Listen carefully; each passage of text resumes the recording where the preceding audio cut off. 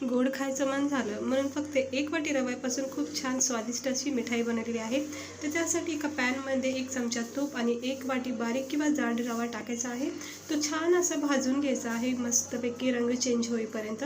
एकीकडे 1 मोठी वाटी साखर आणि 1 वाटी पाणी टाकून थोडी इलायची पावडर टाकून मस्त याची चाचणी बनवायची।